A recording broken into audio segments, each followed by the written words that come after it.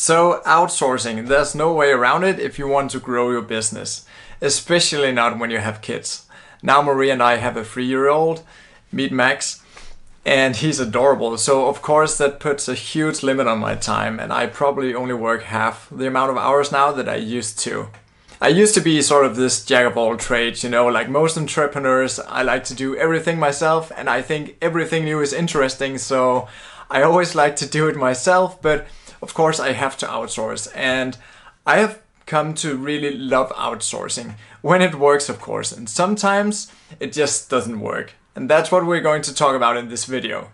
I've gone from being myself entirely, being a one-man operation, doing everything, 1.5 years ago. And today I have 10 writers part-time, and I have 1 full-time writer and an editor. And I'm about to do my second full-time hire. So that's been a huge change for me, as you can imagine. It's also something I have really come to love. I've also worked with some of my former SEO clients about outsourcing tasks. And I do think it's a huge challenge. It's something we need to learn as entrepreneurs if we want to grow our businesses. So in this video, I'll share some things with you that I don't think I'll ever outsource. But who knows, maybe I'll do another shot on this video in a year's time, and maybe it'll look totally different. So the first thing I don't think I will ever outsource for my business is to find affiliate deals for my websites. And I'm also talking about having the primary contact to the affiliate managers in the different affiliate networks. I try to keep the affiliate managers inside the networks that I work with as close friends. I try to have them on Skype or at least some chat system every month, just so we check in and I know what's going on in their personal life as well as in the business side of things. I found these people to be some of the key players in growing my business because they are the ones who know all the numbers and the data about all the affiliate programs. So the closer I can keep these people, the more knowledge I will get, and some of these people have grown to be some of my very best friends. And these people working inside affiliate networks, they are typically publishers themselves. Many times they will have websites and they will be building their own portfolio sites. And if you see these people over the 2, 3, 4 years period, they are typically either advancing in the company or they are quitting the job to just do what you and I do to build passive income websites. Getting on a personal level with these people has opened a ton of doors for me. It has given me speaking opportunities, it has gotten me into conferences that I wouldn't have had access to otherwise. And one time I also got into a paid influencer program with a network, and I think this was entirely because we had a good connection going. And some of these people that I've worked closely with inside the affiliate networks, as I told you, they have now gone into management level in the company. So many times they are now managing the key account managers that I interact with on a daily basis, and they will make sure that I get the best exclusive deals and the best prices whenever possible. So treat these people as colleagues or even friends, and don't outsource that contact because it's just too crucial to your business. If you want to see a video where I talk more about this, click the little link up here. One time I was trying to hire somebody to find me the best affiliate offers for a new website I was building. So I hired somebody on Upwork to spend a few hours to find the best affiliate deals. And it did come up with some creative ideas. But I wouldn't say that I outsourced this part. I would more say that I paid this guy to help me and also to figure out if there were some opportunities that I missed. The next thing that I never think I'll outsource for my business is the repetitive task of coming up with good topic ideas for articles. To me, that is the secret sauce of niche sites, and I think that's the most vital and important part to get right when you're learning to build these passive websites. And not only do you need to figure out how to find the right topics to write on, you also need to be able to assess the competition and see when this is a topic you should write about or it's something to stay away from because you will never stand a chance of ranking in the top of Google. This is something that takes a long time to learn, but you need to spend the time. It's time well invested. When I see sites that fail, it's typically because people get this wrong. So what I mean is that most people can write decent blog content. If you have the right outline for the article and the initial research, it's not that hard to do. But But figuring out if this is a topic at all that you should write on in the first place, that's the hardest part. We put so many articles up there on our websites, and some will do amazingly well and some will just never get you more than 5 or 10 visitors per month. So this is where you need the experience yourself. And this is also why I always advise people to write the first batch of articles for your website yourself. You shouldn't outsource content writing from the get-go on your website. You need to learn how to write really good content and to see when an article is well written and when it's not quite there yet. So if you're new to this and you're about to build your first passive income website, I would strongly advise you to not outsource content writing just yet.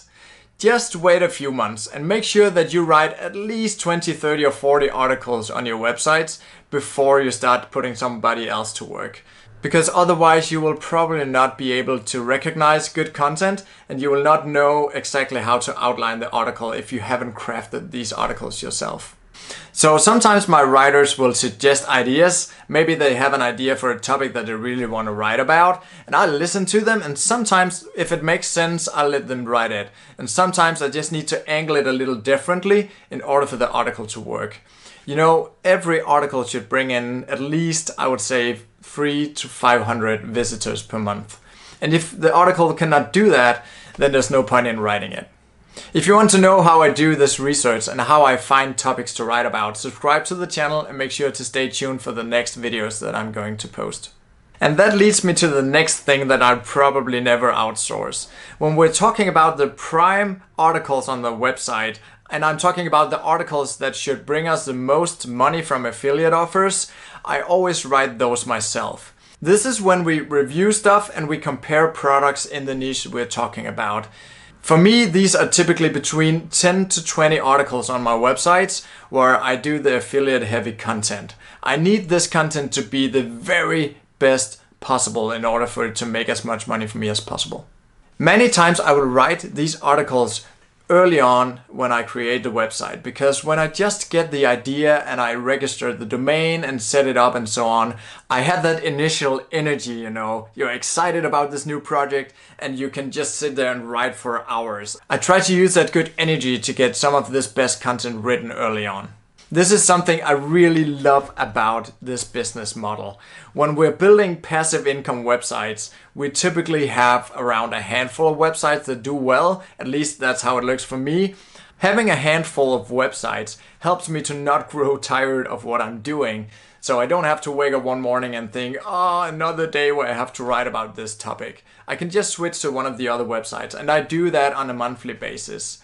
After working hard on one website for a month, I typically switch to one of my other websites and show them some love. And when I come back to the other website, something new will have worked, some new article is ranking well, and there's something I can optimize, and it's more exciting to get back to it after a while. And then I might have some good new energy to write 5 more money articles. When I say money articles, I mean the articles that are going to bring in the most amount of money. So these are typically the articles that link to the affiliate products. The last thing I don't think I will ever outsource is hiring the right people. I see my team as my family, and I want the very best people to work with me. I have tested more than 100 writers over the last 1.5 years, and before that I sorted out 300 to 400 people that didn't even get to write an article, because I could see from the test stuff they sent me, the articles they had in their portfolio, that they were not going to do well with my websites. And I'd rather not hire another writer than getting somebody mediocre. I always look for people who hasn't been trained a lot in writing for SEO. If the first thing the writer asks me is, how many keywords do you need me to write here and how many times should they appear in this text, then I'm very concerned and it's probably not going to work out. I want writers who just have a good natural tone and a good flow in the writing, and then I will teach them how to write good content. And to me, it has nothing to do with the right amount of keyword density and stuff like that. I just always go for writing the best possible article that can be as helpful as possible. So as I said, I want untrained people who hasn't been spoiled by other SEO guys. Today, I'm working closely with my editor when it comes to hiring new writers. She's Native American, and as you can probably hear, I'm not. I'm from Denmark. But I'm always paying close attention to who is working for me, and I want to be in the loop every time we bring on a new writer to our team. Subscribe to the channel if you like this, and give it a thumbs up if you found it helpful.